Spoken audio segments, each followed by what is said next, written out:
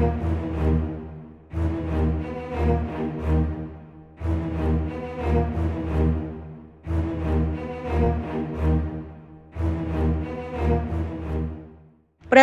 Joko Widodo mewanti-wanti jajarannya untuk lebih mewaspadai pola baru yang digunakan pelaku tindak pidana pencucian uang atau TPPU menyusul pesatnya perkembangan teknologi.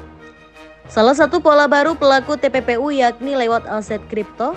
Jokowi mengungkapkan indikasi pencucian uang di aset tersebut mencapai 139 triliun rupiah.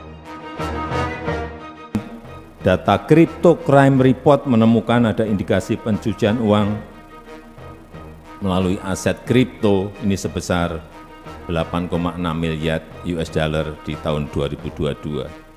Ini setara dengan 139 triliun rupiah secara global.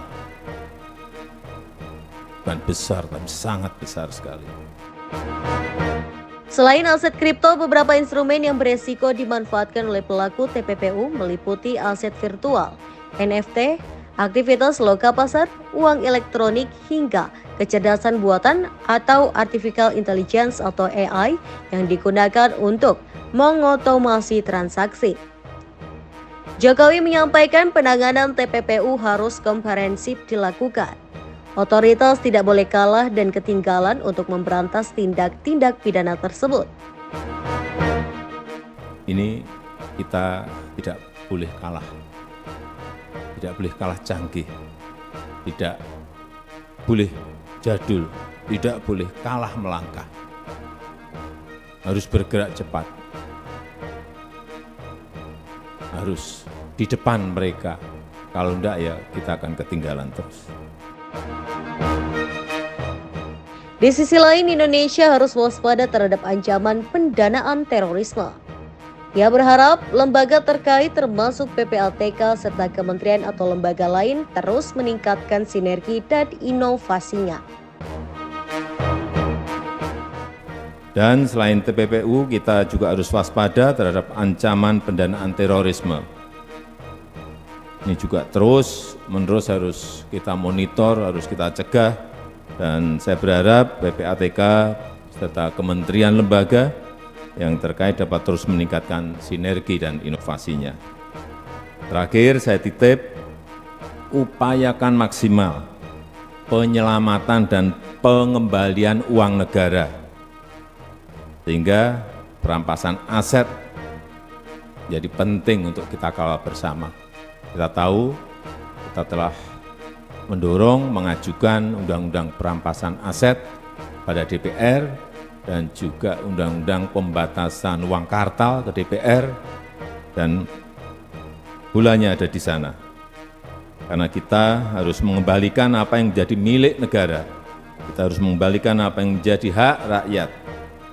Pihak yang melakukan pelanggaran semuanya harus bertanggung jawab atas kerugian negara yang diakibatkan. Saya rasa itu yang ingin saya sampaikan. Sekali lagi selamat, terima kasih. Wassalamualaikum warahmatullahi wabarakatuh. Revolusi Industri 4.0, digital ekonomi, sudah mulai masuk dan ini harus kita respon dengan cepat. Kita harus tanggap terhadap perubahan-perubahan global. Kita harus cepat mengantisipasi setiap perubahan-perubahan yang ada. Karena revolusi Industri 4.0 membawa disrupsi, perubahan yang radikal. Kita harus sadar ini ada perubahan yang radikal, perubahan yang tidak terduga, memporak-porandakan standar-standar yang telah ada. Menurut saya, kita membutuhkan pemimpin-pemimpin yang open mind, yang terbuka, karena zamannya sekarang memang zaman terbuka. Kita butuh pemimpin-pemimpin yang siap menghadapi ketidakterdugaan. Karena perubahan dunia sekarang ini cepat sekali. Kita baru belajar Internet of Things, muncul Artificial Intelligence, muncul Advanced Robotics, muncul Virtual Reality, muncul Bitcoin, muncul Cryptocurrency. Kalau pemimpinnya terkaget-kaget, nggak cepat merespon, nggak cepat belajar mengenai perubahan-perubahan itu, ya kita ditinggal. Kita juga butuh pemimpin yang bisa bereaksi cepat, dan butuh pemimpin yang goal-oriented, result-oriented, bukan prosedur oriented yang bertele-tele.